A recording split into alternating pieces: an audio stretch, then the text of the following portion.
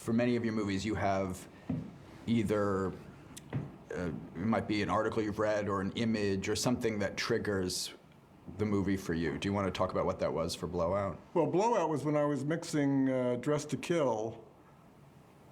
I had this, sound designer named Dan Sable who had worked for me for a whole bunch of movies. And in Dress to Kill, we were talking about, it's literally the line where there's like a wind effect. And I hear this wind effect, and I look over at Dan. I said, Dan, we've used that wind effect for the last 4 movies. Don't you have anything new? You do the shit. Oh, is that yeah, right? like that wind in the trees. It sounds like you're whistling in the crap. That's the library stuff. We used it 1,000,000 times. That is the trouble. I have heard it 1,000,000 times. Now get something new. New wind. Yeah. Got it. And he says, well, what do you want me to do? I said, why don't you go out and record some new wind effect, And he said, sure, okay. So he goes out in his backyard in the country and with this microphone, and he records this new wind effect. So that was sort of the idea of this sound man that had to record these effects, who was working for this sort of schlocky horror film company. Then, of course, there's the Kennedy assassination, all the pictures, and then the idea of, well, if you put all those pictures together, and then you sync them up, which is something, if you've edited films, you're very familiar with syncing things up with claps and sounds. So that, I thought, well, that whole idea where you could show something particularly filmic, like blow up, you're blowing up a picture. The conversation, you're trying to weed through all the ambient sounds to figure out what the conversation is. This was something particularly cinematic where, you actually see how you sync something up, which is the clue to the mystery. It's just the deadly clue of the blowout.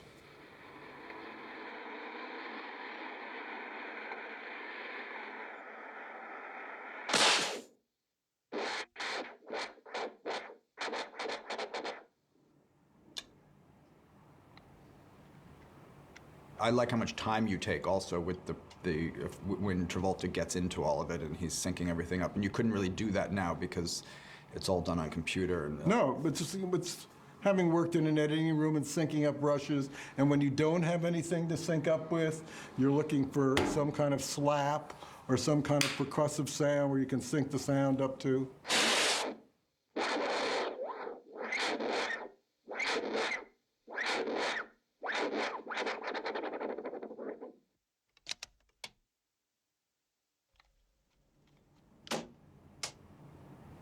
You've dealt with this your whole career, but I mean, you have a lot of people come trying to analyze your films and find out what's really personal or what are De Palma's obsessions. But in a lot of ways, I find picking locations that are familiar to you so that you know how to approach them, and it has a familiarity. It sort of allows you to approach it cinematically in a way that maybe opens and frees you up. In some ways, is really what is I think the most important personal aspect of filmmaking. Yeah, I mean, I've talked to you many times. I mean, when you start a movie with a helicopter shot of New York, it's like, is this an idea? Oh, we're in Manhattan? Or, these boring drive-ups where the whole opening of the movie is a car driving up to a building. I mean, this is not an idea, because especially in the beginning of a movie where the audience is ready for anything, to waste that time with some boring geography shot is like, it mystifies me. I mean, how aware are you obviously you're aware of, that you're starting with a fake movie and all this, but are you playing with yourself at all there, or sort of at this point you've got this reputation, and here you're starting a movie with something that's so crassly sexist and violent, and are you thinking about that at all when you do it, having fun with the audience, or are you? Yeah, I mean, I must say when we shot that, we were laughing every take, because it was so, the girls running, with the dancing and the girl in the shower, the girl making on the floor, the girl masturbating in a room. I mean, every take we added something else, something, more obscene, Well, I love even just a shower on the door, so you know what that's going to be. Yes. Yeah. after, because it was such a hard, there was much of the film was very arduous to shoot in the Wissahickon Creek because of these huge lighting setups. We have to deal with owls and frogs and, all kinds of things that are difficult to deal with. Then we had this one fabulous, where we didn't have any of the principals in it. We just had this sort of cheap horror film we were shooting with all these girls, at this whatever college or that was supposed to be. And we just had a lot of fun. Using a Steadicam, I'd never used one of those before. And with Steadicam shots, as you sort of choreograph things, you get different ideas and you change it and you adjust the players and the position of the camera to make the shot, flow as seamlessly as possible. This whole thing when he goes into the shower and then we see him, the guy holding the knife in the mirror, who was basically a pretty scary looking guy that I think he was not exactly old there either. So getting him to be in the right position when Garrett pans over to see him in the mirror, and then for the poor girl that has to stay in the shower during the whole shot until we come on and pull the curtain aside. We had a lot of fun. We really enjoyed ourselves. This was the first time you used Steadicam? Yes. Vilma Sigmund, who shot the film, said, Garrett's got this rig he's designed himself, and we should try it for this shot. And Garrett Brown, the guy that invented the Steadicam, came to where we were shooting in Philadelphia and shot that first shot in Blowout. Having shot a lot myself, I shot all my movies up to, I guess it was, I shot in The Wedding Party, and I shot Dionysus in '69, but I had an Eclair. That was the first sort of handheld camera. And I shot a lot of documentaries with it. So I was very used to, the movement and how to, choreograph shots. But this was a whole new thing. Of course, the steadiness of it. Do you want to talk about sort of some of your collaborators in the movie, like working with Pino you'd worked with before? Well, I had worked with Pino before. I'd worked with Vilmos before. Paul Hirsch, the editor. John Lithgow from Obsession. Travolta from Carrie. Yes, these are, people I was very close to. Nancy, my wife at the time. So it was a wonderful making process, of the making of the movie process. I was shooting in Philadelphia, a city I loved and grew up in. All the locations I had been to when I was a kid growing up in Philadelphia. I love the score. There's something very, it almost seems to play some kind of undercurrent of the inevitability of that relationship. Yeah, doomed. Basically doomed.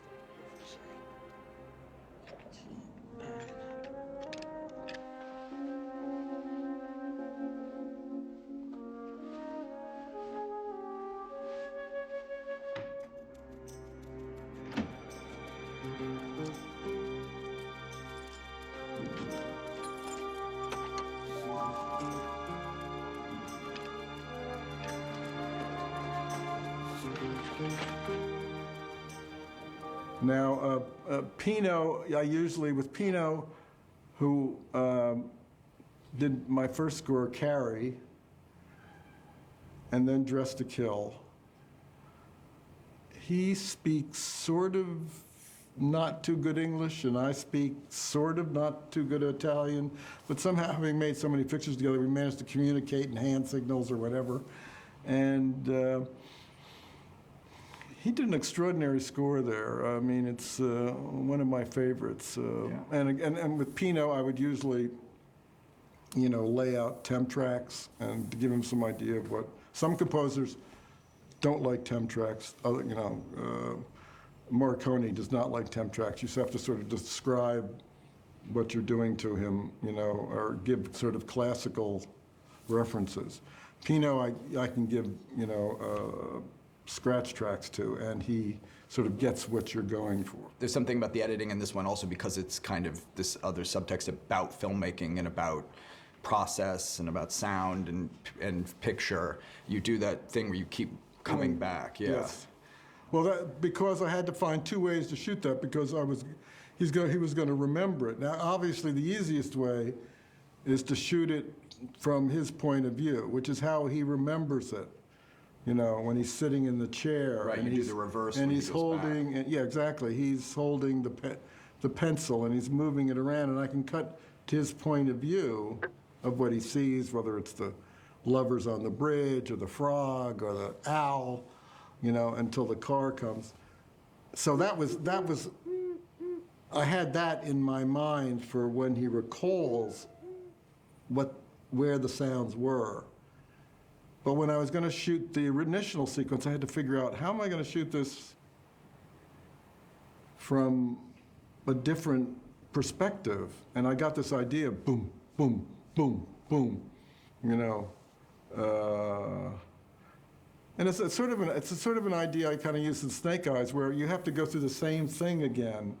The first time I keep it on the people watching the fight and never show the fight. And then when everybody recalls things, then you start seeing the fight from various points of view. But you just hear the fight the first time. Mm-hmm. And this was very much the same idea, was we're doing these elaborate pullbacks, but we're never seeing his point of view. We're saving that information for when he's recalling. There's also something just very dynamic about that jumping back. It's for this movie particularly about the individual and then the world around you and what you can hear and what you can't hear and what's happening that you don't know. And I mean, similarly, the shots, you know, sort of from the ceiling, you know, when his place is trashed or when he's sort of like leaning back on his couch and you have this sort of sense or outside his window that the camera is another. The growing paranoia. Yeah, yeah.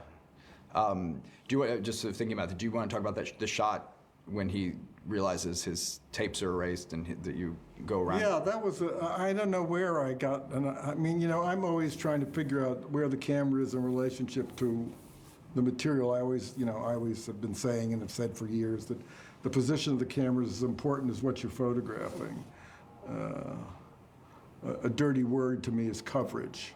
You know, two shot, over the shoulder. You know, it's stuff you see, you know, all the time. It just drives me crazy because this to me is not directing. You have to think about where the camera is in relationship to the material. And this whole kind of swirling idea of all those tape machines turning, and then the whole idea of, you know, everything's been erased. You know, and it becomes more and more that sound of white noise comes louder and louder, going faster and faster and faster as we go around. And a very tricky shot to do because, you know, nobody could be in the set. You know, Vilmos and I were overlooking the set and, you know, and I was cueing people, you know, to come in and, you know, and the camera's making this relentless thing, which is somewhat the inverse of what was going on in Carrie when they're dancing and we're in a low position and we see all those lights up and we are going around them as they are spinning. It's going faster and faster and we're racing around them like this, you know, which is also a shot in Obsession when they meet at the airport and they embrace. And again, you know, Vilmos and I are racing around them faster and faster and faster. It's fun. If you can pull it off. How much you rehearse those before you? Oh, it goes on forever because there's so many cues that have to be hit exactly right. It's like those long Steadicam shots. I mean, you know, one thing can just kill you and you have to start all over again. Why don't you answer your phone? It's the police. Yeah, that's a drag. Yes. But it's great when you get it. Yeah. Do you feel like you always know when you get it, or do you end up doing one more, or do you end up stopping? When you know, you get a really complicated shot like that. If you get it once, it's a miracle. You have also in this movie, which you have in so many of your movies, which I love, is this whole is these great following scenes and following women often from the back. Right.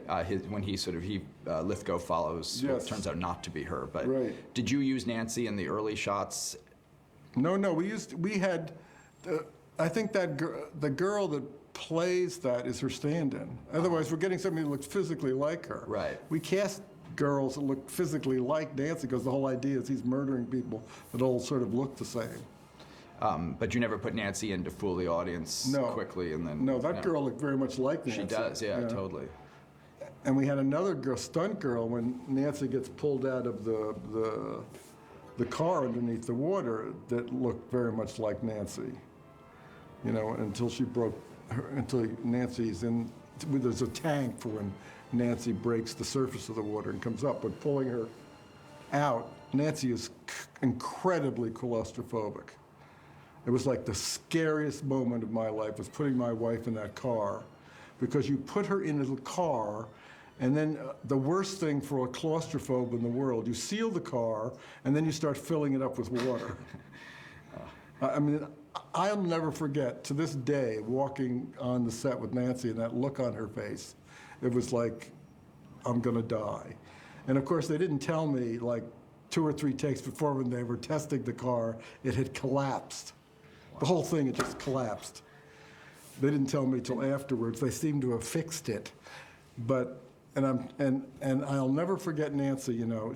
It was, you know, it reminds me of the Red Shoes when she's starting to go toward the ballet and then starts walking, turns and runs back. I could see Nancy getting closer to the car and then sort of freezing. And I said, look, I can't do this. We'll figure out a double, we'll do something. She said, no, I've got to do this. And putting her in that car, I mean, she was terrified. And you're in a tank on a soundstage. That's correct. But you're still in a sealed car underneath water that's filling up.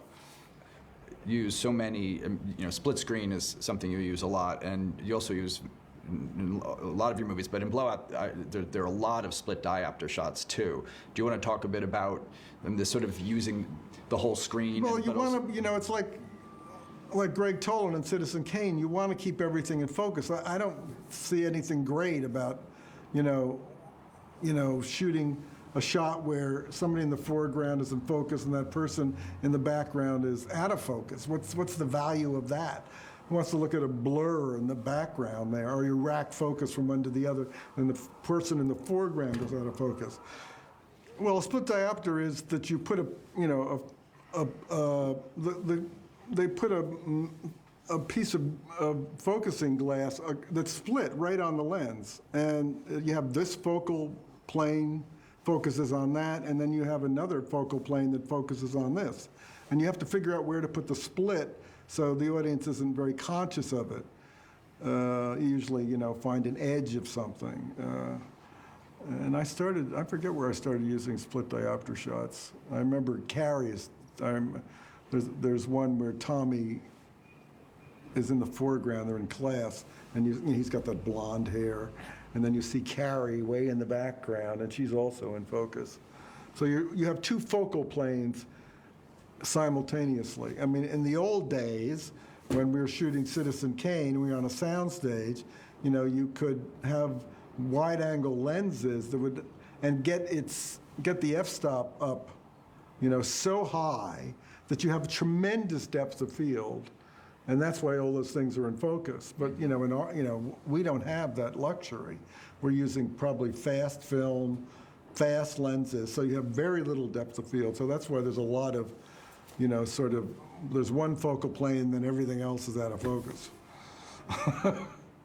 Plus, split diopter, split screen gives you this contrapuntal juxtaposition of information. And of course, the worst thing about directing is, because directing, you're always saying, look at that. You know, look at that close-up. Look at that medium shot. You're really directing the audience's eye. Unlike on stage, where you have to direct them a little subtly by the way that you position the actors when they turn downstage, when they turn upstage. What the advantage of split screen is that you have this juxtaposition of information, and there could be a synthesis because of the juxtaposition. Mm-hmm. And it's also good for very slow developing things because you have a lot going on. And of course, I first was introduced to it when I shot Dionysus in '69, in which I shot the whole thing in split screen.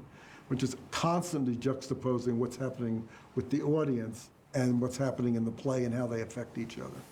Yeah, I think it's interesting that you came to split screen from shooting a play, even though it's Well, how do you shoot it? This is an audience environmental play where the audience is affected by what the actors interact with the audience. Mm-hmm. So I want to know what's going on with the audience in relationship to the play, and I also want to follow the play. So I'm going to put them on the screen at the same time, and sometimes they merge. giving the audience information in ways that they don't necessarily know they're getting information. There's something about the split diopter. There's something with the split screen. You know you're watching two concurrent or things that are going on at the same time, but that aren't in the same room or in the same. In one case, it's the TV, I guess. Right. But so you know that both things are. You should be kind of paying attention to both, but you don't feel the pressure to be. You know that it's. And I think that's a kind of interesting way to let things develop, like you said, things that develop slowly. The split diopter is so striking. I think that even people who don't know what they're watching, you know, having everything in focus, it again, I think unconsciously makes you watch the whole screen. Right. And I think it is a kind of ingenious way to because if you just left the TV on in the background, people might just tune it out. And you do that in Dressed to Kill also when he's watching the cross-dressing thing. Right. Yeah. But what you're really saying without saying it is, you watch the TV too. Right. And I think that's really, but it's so visual at the same time. We mentioned them, but talking about some of the actors, I mean, you use Dennis Franz. Well, it's interesting, especially for Dennis, and for John, is I sort of created these characters. Dennis has been playing this character that we created in Dressed to Kill for I don't know how long, you know. And John, the sinister John Lithgow, you know, has now been immortalized in Dexter. So That's right. And you want to talk about working with Travolta and sort of, I mean, when you first used him, he was on Welcome Back, Kotter, you used him in Carrie. That's right. And then from then to Blowout, he's now huge star. Yeah, Huge star. Saturday Night Fever and Well, it was very ironic because initially, Blowout was like a very small picture, you know, because it was so dark. I had conceived it as a very small movie. And then John, I was on the phone with John. He wanted me to read some script he was doing. And he said, well, what are you doing? I said, well, I'm doing this, you know how this works as a director. I'm doing this, you know, this little picture. It's about a sound guy. You're never thinking for a moment that he would be interested in this. And, well, John says, why don't you send it to me? And I said, okay. And he really loved it and wanted to do it. And John is a dream to work with. He's, you know, a really sweet guy. He's very generous to the other actors. He had worked with Nancy and wanted to work with her again.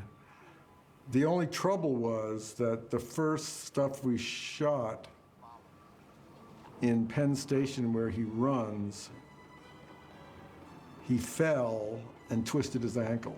So I had to shoot a whole bunch of stuff without him running for a long time. That was the only problem. But you know, he's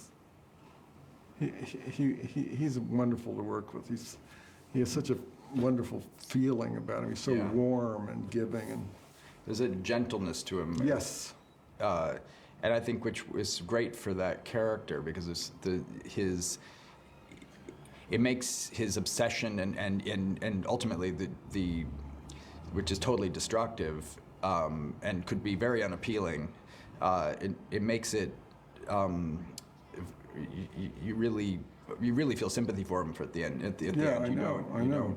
You don't blame him. You feel like this is a guy like Jimmy Stewart in a way in Vertigo. You feel like this is a guy who had to take it to this conclusion. Exactly. Also about Travolta, so in his body in that great way that also feels very physical. Well, he moves so well. Yeah. John, you know, it's like Al. They really move beautifully. Yeah. You know, in the old days, you know, so many of these great movie stars, you know, like Cagney and Cary Grant. I mean, they were dancers. It makes a difference. Yeah.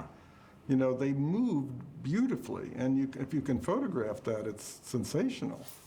Yeah, even just the way he's moving the microphone, and there's something so graceful about it.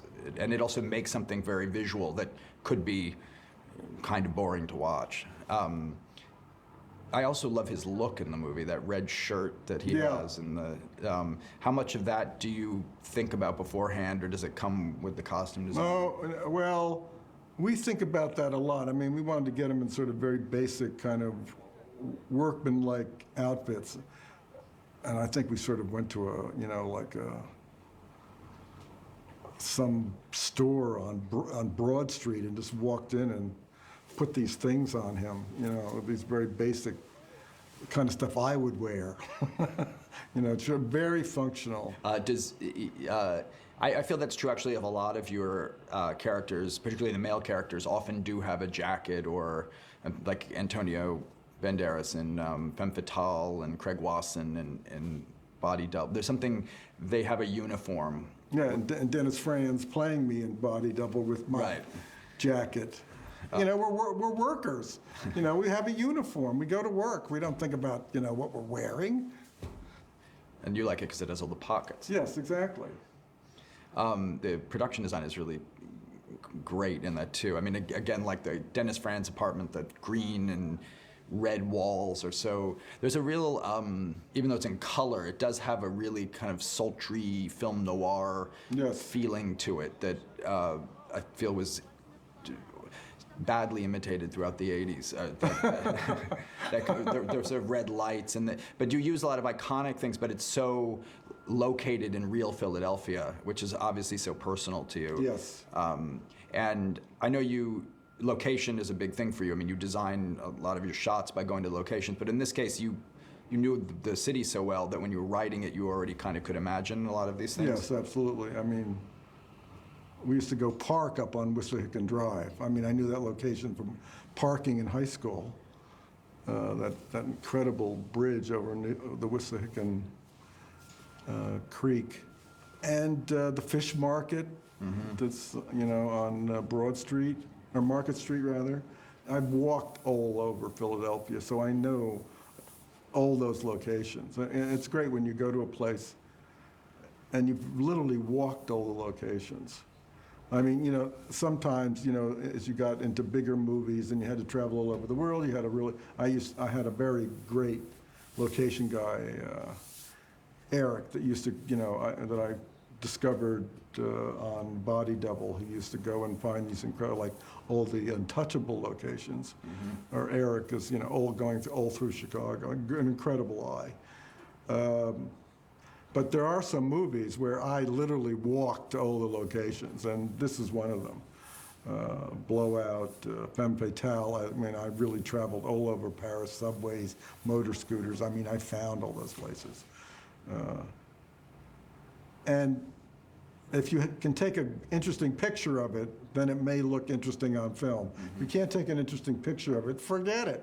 It's not going to get any better. This is sort of, since your earlier, the sort of pre-thriller movies, the Greetings and Hi Mom, which were very directly political, this is the first sort of overtly political movie you had made since then. And I know you're very politically minded. And do you want to talk a bit about sort of, in some ways, sort of bringing those two sides together? I mean, bringing sort of politics to this kind of genre. Well, again, it came out of the Kennedy assassination, and being so obsessed with it, reading all the books. And you were obsessed with. Yes, and did you think? I mean, what was your obsession? Can you talk about that? Well, what you discover, this is the most intensive investigation ever done on anything. So, of course, much like blow up, the more you blow it up, the less clear it becomes. And after reading the 27,000th book about the assassination, in which they postulated, I think, that they changed the exit wounds to the wounds in the back to the wounds in the front on the plane flying back to Washington, you go, oh my God, I mean, they're carrying the body around, they're changing them. You go, this is getting crazy.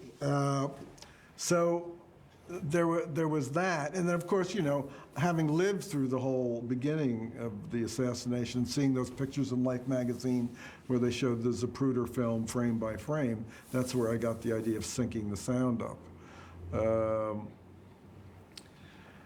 But again, my conclusion about all this is nobody wants to know anyway anymore. I mean, it's, and all the paranoia, all the assassination paranoia, where all the key witnesses, I have that in Greetings, where they're all disappearing and have strange deaths. And There's this sort of notion of paranoia and conspiracy out in the world, and the ordinary person in some ways opening up a world that's been closed to him, and once it's open... Well, that goes back to being a Kennedy assassination buff.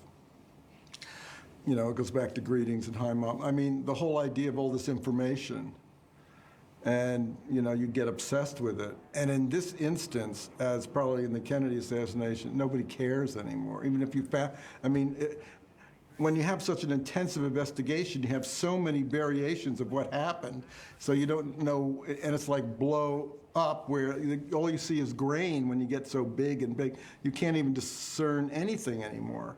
And this is a kind of investigation that there's, for every,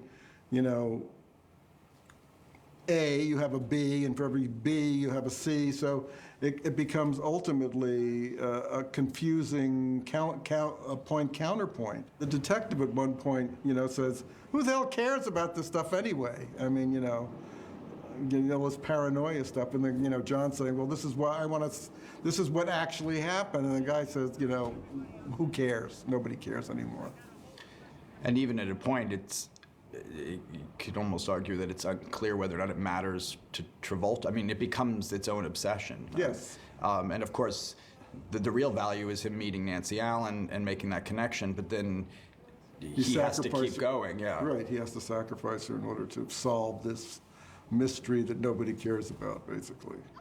There are a lot of things you set up, like the bad scream in the beginning, the Liberty Day parade, the news clips that are going on, where they feel, just when you're watching the movie, they feel like just color. It feels just like it's filling in the world that they're living in. But as you get going, each one starts to pay off in this way. How much of that stuff did you have in the beginning? How much of it did you find later? Do you remember?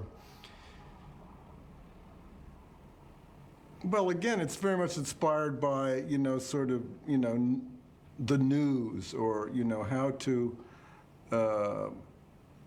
and ideas of, if you're going to cover up a murder, you make, like the sleeping car murders, you make the person you really want to kill the third person in the series, and you have to kill a couple before, which is what Lithgow's doing. He's finding girls that look like Nancy, bumping off so it looks not like a political murder, but basically just another crazy serial murderer who's killing a certain type, facial body type. And of course, I grew up in Philadelphia, and all the sort of, iconic images of independence and liberty, they're all there, not to mention the Mummers Parade, which of course I've attended many times. William Penn, all those iconic images that, I lived with as I was growing up in Philadelphia. What were your feelings about Blow Up? I mean, the movie. I mean, were you a big fan Well, of it? I like Blow Up because Antonioni has this incredible visual sense, and you just sit there and look at these images he creates. And the idea from Blow Up, and as in The Conversation, these are great ideas for movies. So needless to say, in fact, when I remember going on the set of Godfather 2 and interviewing Francis about The Conversation. I wrote an interview piece for some magazine about The Conversation because I really loved The Conversation. Francis, the sort of famous story is how when Cindy Williams and Frederick Forrest are having that conversation, and we keep hearing it throughout the movie, that he changed the line readings. Absolutely. Absolutely. The line readings changed. Right. So the emphasis is different, as our emphasis is different. Did you do anything like that in Blowout? No, because my movie's basically about syncing, the blowout with, the shot before. So it's boom. Right. So there's no cheat of changing the sound. I mean, it's just the fact that he he realizes the tire was shot out. It just didn't blow out. Whenever you really need to know something, you find a way to do it in a way that's totally clear, but not distracting or doesn't take you out of the movie. You also do it in ways where it almost seems thrown away, but it's totally clear at the same time, like when he jumps in the water and you see the figure on the bridge. But the first time you think you see somebody, but you make sure to go back to the wide again to see the guy going across the bridge. Exactly. When you first started to make movies, was this something that, as you got more experience, and by the time of Blowout, you've done this, for a little while now, that you know exactly where everything should be in the frame and what information you need to know when. Is this? Well, but no, I think this is the great disadvantage that we operate under that we lost because of the studio system. If you listen, read the whole, chronological diary of the making of Psycho. I mean, you have a whole unit on a lot. And you go to the editor and he says, well, that's really great, but you really need a tighter shot here of the hand, and that thing of the body going over isn't exactly right. So you just call everybody back to the set and reshoot it. Right. When did we have those kind of freedoms where you could just go? I mean, when you think about Charlie Chaplin, I have to think about how to do this. How am I going to know it's the girl when she comes by? If she's blind, how's she going to know? How am I going to figure out she's blind? So let's take a month off while I think about this. Right. You think, holy mackerel. I mean, this is a way of making movies that's like a dream. Yeah. Can you imagine be able to go back and think about, gee, how am I going to do that? That's not right. We'll just reshoot the whole thing.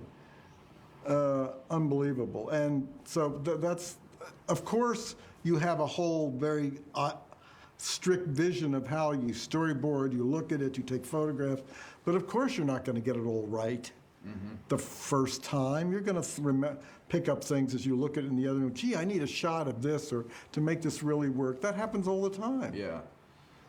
And we're just doomed to try to deal with material we've shot because, you got 8 weeks, that's it, goodbye. Right, and you only have the location for that day. Exactly right. Yeah. Figure it out, pal. No, somebody asked me recently what was the hardest aspect of filmmaking, and I think that is the hardest because it's something, not that you want anybody to give you a pass for it, but at the same time you have to get, particularly, I mean, you have 35, 40 days, 40, whatever it is to make, and you have to make your days, and you have to get the movie done. Right. And in this budget, and it's like writing a first draft with a quill pen. Right. And you can't go back, cross any T's or anything. It's all got to be perfect. I mean, did you, when John came on and it got bigger, did you change how you shot it or how you planned it? Or? The only thing I think got bigger was the Mummers Parade. I don't think I had that extensive sort of running, chasing thing going on. But then I got this sort of, driving down Market Street, and then I got these big ideas with the fireworks and sirens tying sounds in and stuff like that, yeah. Well, also, your big hit before Blowout was Dressed to Kill, Yes. which was very much on your terms anyway. It wasn't like you had done one for them and one for you. You were doing two for you. It's just that Blowout was... Well, the good thing about Dressed to Kill was it was a very hot script. I had a lot of people bidding for it. So that gives you a lot of power. Right. But you're very lucky when those things happened.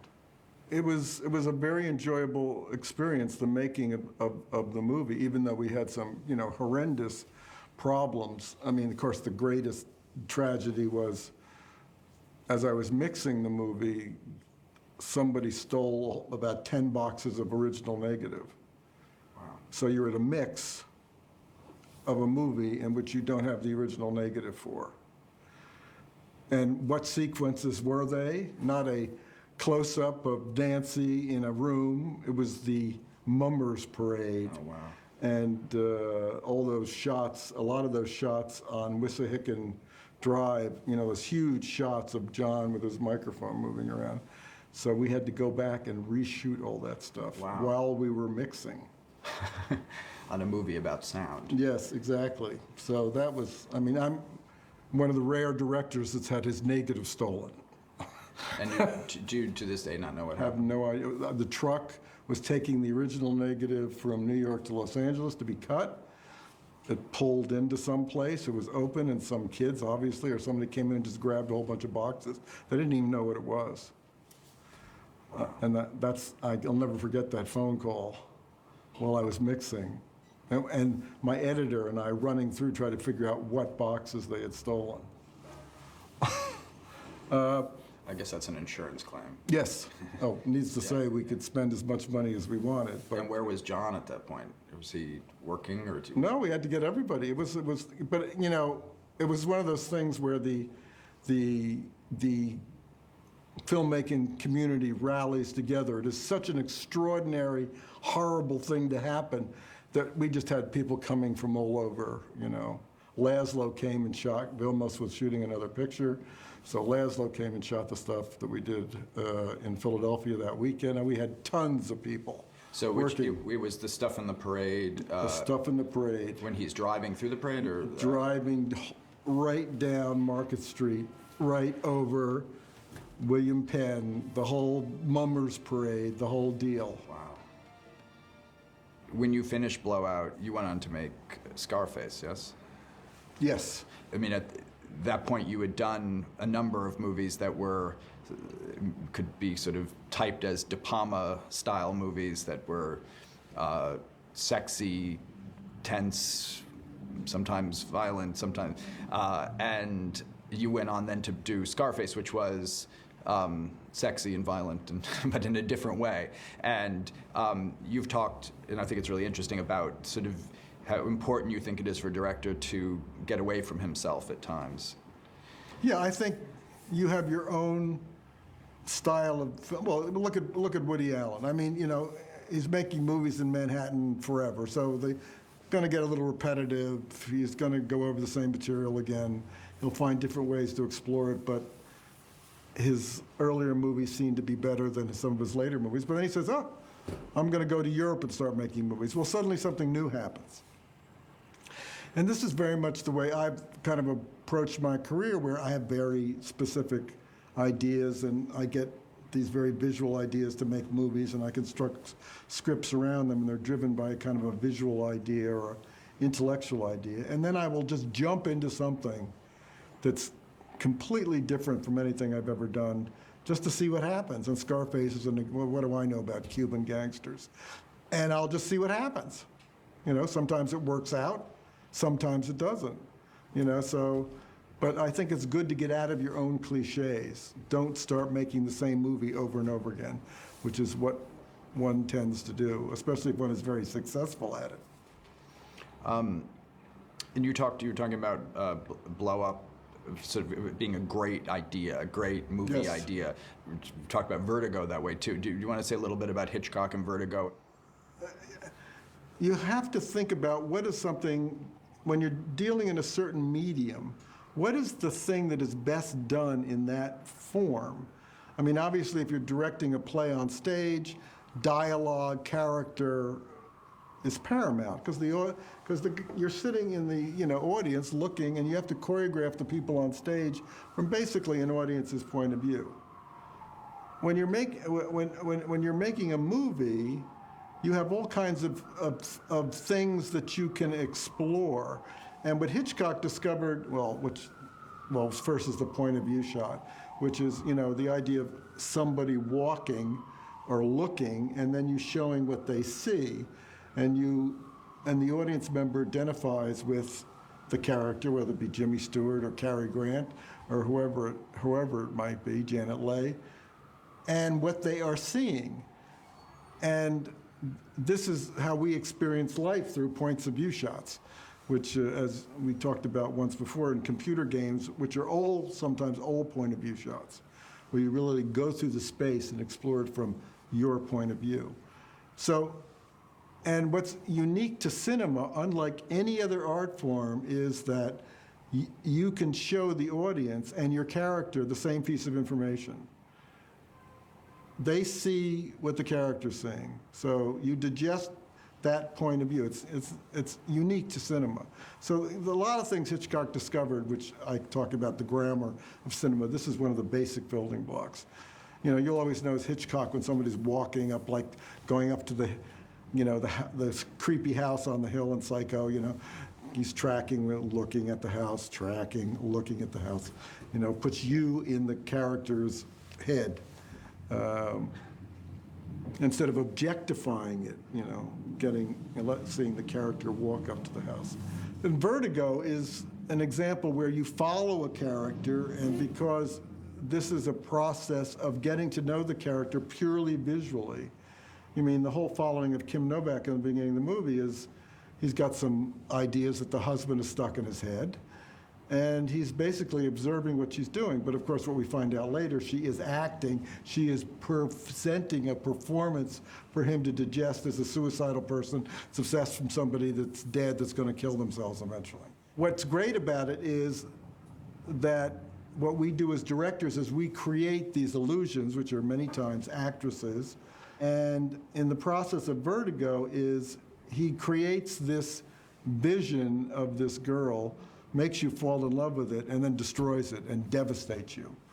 And he shows you how he does it. And then what he does is he puts her makeup on and makes her the Kim Novak that we followed in that dream. He creates that illusion, which is what directors do. We create illusions for you to fall in love with. And that's something totally unique to cinema. You know, beautiful women doing exciting, interesting, erotic things. We follow them, we look at them, and we get involved with them. And it's one of the basic tools of movies. You know, it's what's Godard, you know, a gun and a girl. You know, with a gun, when's somebody going to fire it? With a girl, when's somebody going to undress it? So that's movies. But something Hitchcock does, and that you do too, is a movie like North by Northwest or something where we're very much stuck with Cary Grant and his dilemma, but then suddenly we cut to Washington, D.C., and we see the guys at the table, Right, and we exactly. realize, oh, okay, now they know, and, Right. and now things change. And we're also suddenly, as you were talking about point of view, we're not trapped in this victim. And you do that here where, well, first when we see, I think the first time is when we see Lithgow change the tire. Right. We know something's up. And then when Nancy Allen goes to Dennis Franz, we also now know More is up. As opposed to when he sees the pictures of her, we're still with him and what Exactly. he discovers, which I think, making a generality, but that maybe the other is more European and this is more American in a way to sort of let you in on it. Is that second nature to you about sort of when to let the audience in? Well, so much of mysteries is suspension of information. Right, and when to reveal it. And when to reveal it, because, which I find that genre, as Hitchcock did, very kind of boring.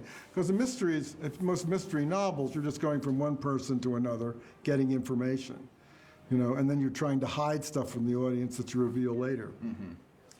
But it consists of a lot of scenes of, you know, driving up to places, interesting characters coming out, and telling you some information, and then you take that information and go somewhere else, you know.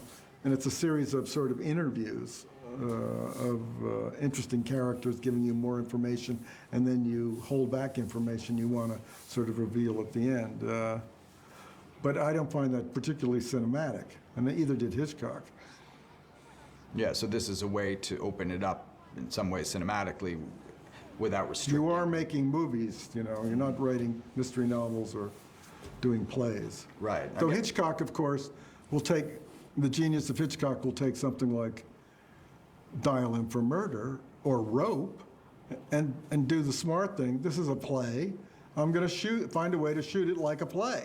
It's over, you know, plays are rooted to certain time sense, and I'm going to find a way to shoot it that way. That is always Hitchcock's genius, is that, and always a revelation to anybody that's a student of Hitchcock, is it wasn't like I'm going to find a different way to shoot this. He finds the perfect way to shoot this.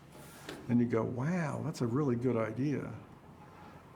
You know, and he forces himself to come up with ideas that will dramatize something, but he's very aware of the form it's created in initially. You know, the whole idea of, you know, plays, we open them up, we go outside, Right. you know, get some air. Well, that's not necessarily the right idea. Let's talk about the scream. Well, of course, the scream is a running joke throughout the movie. You know, he's trying to get the perfect scream. Cut! All right, switch. Betty, you pull ahead. Gene, you scream. Take 29. And of course, ironically, the perfect scream is Nancy being killed by John Lithgow at the top of that building during those festivities. And in fact, that is Nancy's scream that we dub into the girl's voice at the end of the movie. A cut I love in the movie is when you shoot it in a two-shot, a fairly wide two-shot, when he first goes into the when he goes to visit her in the hospital and she's gotten out of bed and she's Yes. woozy from the medication, and then she sits down and he starts talking to her and he makes her laugh, and you cut to the close-up as she covers her face. Right, yeah, I don't have my makeup on. Yeah, it's like way visually to connect those two, and then I think the score comes in, that sort of what I was saying, that sort of The melancholy. piano, da, da, da, yeah. Yeah, the score in some ways enhances their connection and the love story, but it also, I think, kind of unconsciously sets you up for something tragic. Are you leaving? Yeah, I gotta go. But, But I love cuts like that. I was thinking of like the cut in Vertigo when he's with Midge and he's showing her that he's fine and he's like going up and down, up and down, up and down. And then, bang, you go Yeah. into the close-up. And then the 10 floors below. When you're shooting that, do you cover the whole thing in the wide and Cover? No. I'm saying just did you shoot the whole scene in the wide and then do her close up, or did you know that you're going to go right on that cut, so you just cut the scene and you go in and just do what you know you're going to use? Well, in many instances, you set up, you know, the wide shot to see what the actors are doing. It's a two-character scene. And when you do character scenes, you want to let the actors dominate the stage. So you try to, and you watch what they do. You know, much like a location, you see what they're doing, and then you figure out where to put the camera in order to maximize the effect of what they're doing. And then as you go through the scene and you watch in the master shot, you see them doing things that you say, well, maybe I should go in closer for that. And that, when Nancy did that, I'd probably say, this is a good time to cut into her face. Yeah, I mean, that's kind of how I shoot everything, seeing as I have no action shots. But Yeah, but you look at the scene. Yeah, you watch the actors. They do things, you know. I think because you do so many kind of, in some cases, epic camera work, and you have, I mean, it's kind of even iconic the way you know, certain shots that you tend to use in sequences in your movies. But I struck in Blowout, there's a lot of just great two shots with just the actors in the room. Absolutely. You know, with John and Nancy There are places for those two shots. You just have to figure out what they're doing and where it fits into the scenario. Right, and there are not a lot of close-ups. I mean, it's like you use, it's the whole thing of using the close-up when it really counts. Well, in Casualties of War, I think I have one big close-up is when, you know, Michael Fox is, you know, witnessing the rape scene. It's the only close-up in the movie, you know. So if you look at older movies, you'll realize, my God, they're photographing their whole bodies. They're letting them use their hands and walk around. And instead of this television thing where everybody, we were watching that movie the other day. What was that movie we were watching the other day? It was like one close-up after another. It was relentless. Awful. And it was like tighter and tighter. Yeah. Three people talking at a table, bam, bam, bam, bam. It's like, give me a break. I mean, the close-up is a great thing to use, but it's like banging a drum over and over and over again. I'm sort of thinking about also, I mean, we've talked about this before. I mean, I know the studio is very unhappy with the ending. Do you want to talk about that? I remember when they were lighting up, you know, when John runs to try to save Nancy. This was such a huge location to light. we spent one whole night lighting it, and the sun came up. I mean, it was like we never got a shot off because it took us all night to light the location. And Bilbos is going, my God, this location, it's so big, I don't know what to do. And of course, we had to place those. Those are not digital fireworks. We have the fireworks people placing fireworks in the frame. You know, I'm panning shots, there are the fireworks going. Well, I was in a very unique position, which seldom a director gets in, that my producer, George Lido, became head of the studio. He took over Filmways. And having made such a big hit of Dressed to Kill, you know, you can sort of make anything you want.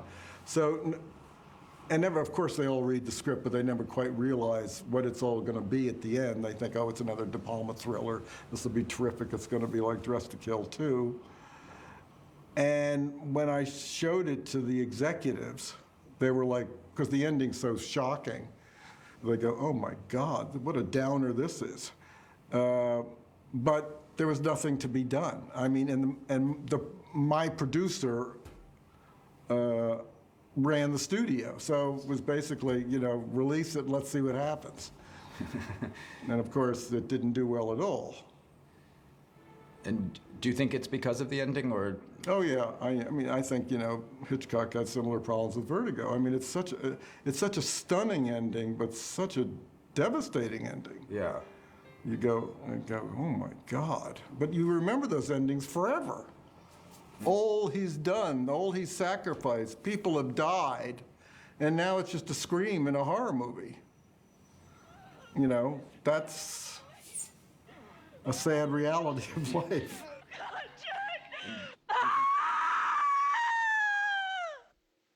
Now that's a scream!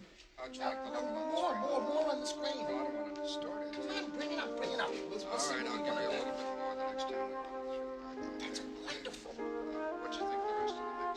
Well, okay, we bring on the beginning, you know, when he was on the footsteps. It's a good scream.